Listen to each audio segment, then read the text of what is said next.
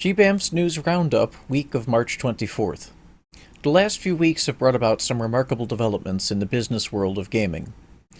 Bobby Kotick, longtime and now former CEO of Activision, filed suit against Kotaku and Gizmodo, arms of the Geo media firm.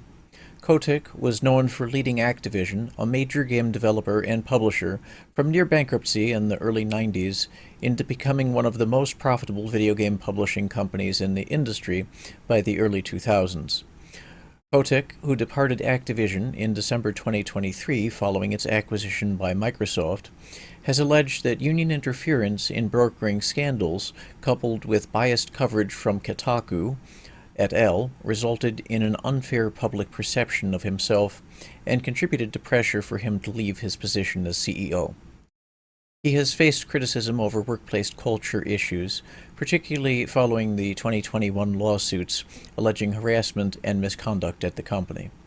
Many of these claims were later withdrawn or found to lack credibility.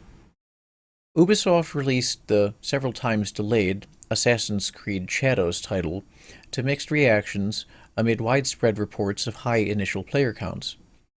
The title was mired in controversy due to allegations of insensitivity to Japanese culture, among other troubles involving technical shortcomings of the game. Some of the more noteworthy of these has been making the round in social media, including the game's sometimes failure to capture the player position accurately, allowing the player's character to fall through the floors in-game, among other issues. Ubisoft did make some updates to the game upon release, intended to address Japanese concerns about destructibility of shrines featured in-game.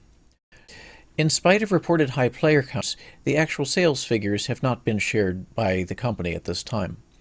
Many commentators have suggested this may be a sign of weak overall confidence in the realized market share of the game.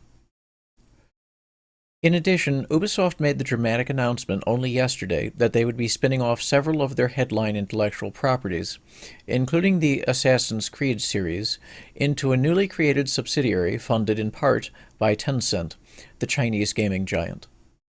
Industry watchers were not taken completely by surprise by the move, however, as sources close to Ubisoft, including one known to this organization, have reported that it was a make-or-break scenario for Shadows' release to be a resounding success.